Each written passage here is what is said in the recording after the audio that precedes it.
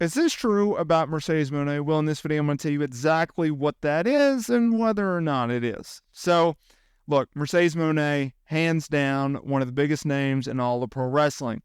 One of the biggest names in all elite wrestling, and especially their women's division. Look, I've been covering Mercedes Moné's career for the last decade for some of the biggest news wrestling websites out there. And I can tell you this, Moné, wherever she goes, she makes an impact, and including AEW. And I think that's also important to note because of the options in which she had in 2024. In fact, I could go as far as saying the options that she had in 2023, because we all know that she and Naomi, at the time, women's tag team champions in WWE, but due to a creative dispute with Vinnie Mac, well, they decided to take their ball and go home. And in fact, they took their ball so far to a lawyer's office and negotiated their release. Now, at this time, it's very interesting because Triple H took over main roster creative from Vinnie Mac because he's a scumbag, right? And there was talks between Moné and WWE, and a lot of people thought, well, Moné will be back. She's not going to just leave WWE for good. They gave her a platform. They gave her her name. She's going to be back. She's WWE bound. Well, that wasn't the case. In fact, she went to New Japan and had a killer run in Japan, becoming the IWGP Women's Champion, right? Doing big baller things.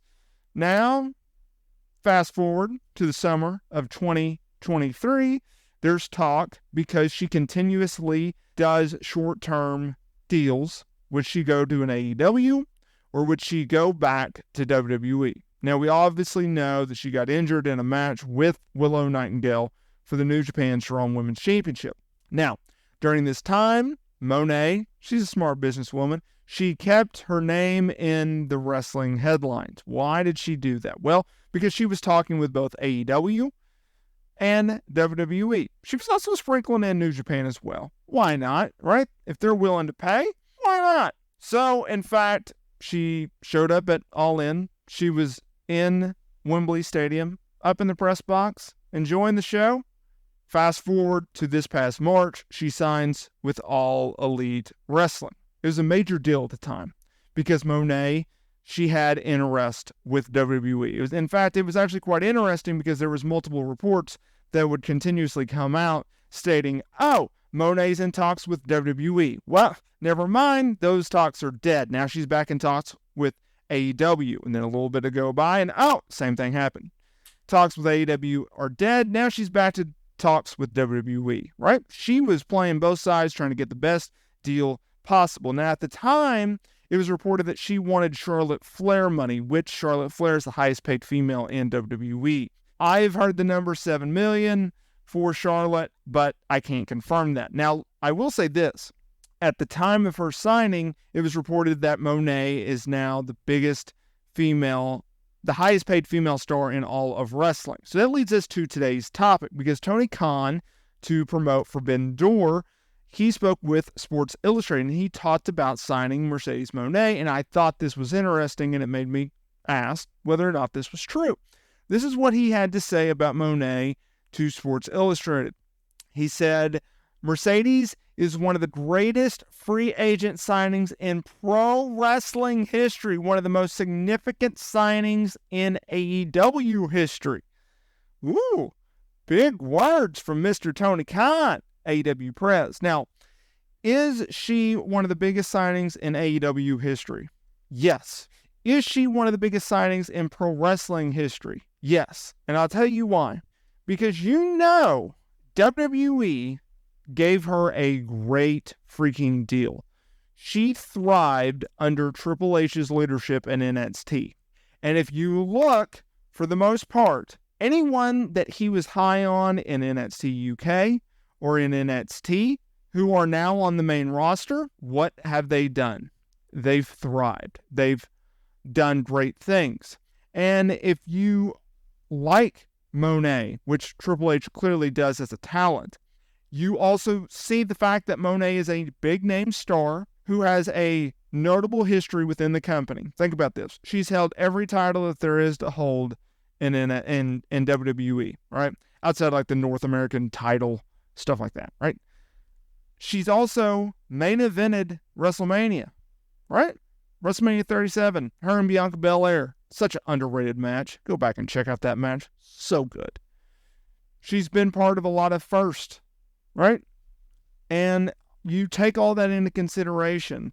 You take in the fact that she has transcended the pro wrestling bubble by acting and being a model and everything like that. Yeah, Triple H would want to have Mercedes Moné under contract. And you know that they gave her a very, very good deal. Now, I understand there's going to be a lot of people out there that go, well, Moné hasn't made such a big impact on AEW. Has she or has she not?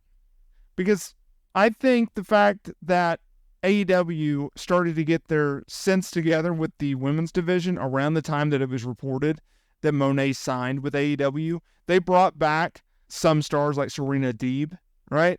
We're still waiting on Britt Baker. I have no idea what's going on with her. But they also brought in the likes of Deonna Purrazzo. They brought in Mariah May. They tried to go out and get Julia. They reportedly have signed Camille from NWA. They have revamped the women's division. They brought back, they're starting to use Soraya again. They brought back Thunder Rosa, They've given Toni Storm a much bigger platform. And Tony Khan even went out, and I think it was an interview with Bleacher Report. No, it was a report with like WGN Radio, and he said that AEW has the best women's division in all of wrestling. I think that's debatable. I think WWE probably has the edge on that. But my point is this. Reportedly, Moné signed her AEW deal in December of 2023, right? And then they waited until March of 2024 to announce it. If you look at the timeline of that, that's when AEW started to really revamp their women's division by bringing in those names, bringing back some of those names.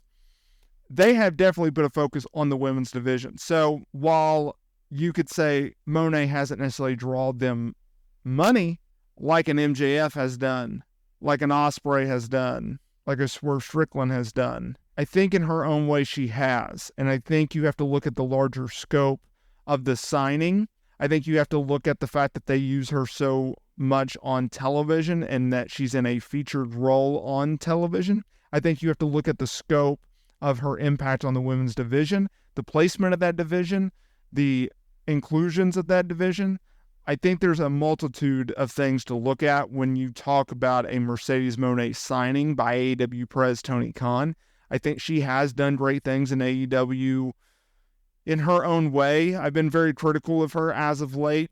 I don't think booking has helped, and I don't think her promos has helped. But I think at the end of the day, if we're looking at it from a long-term standpoint, I think Mercedes Moné signing in AEW is one of the biggest in AEW history and one of the biggest in all of pro wrestling history.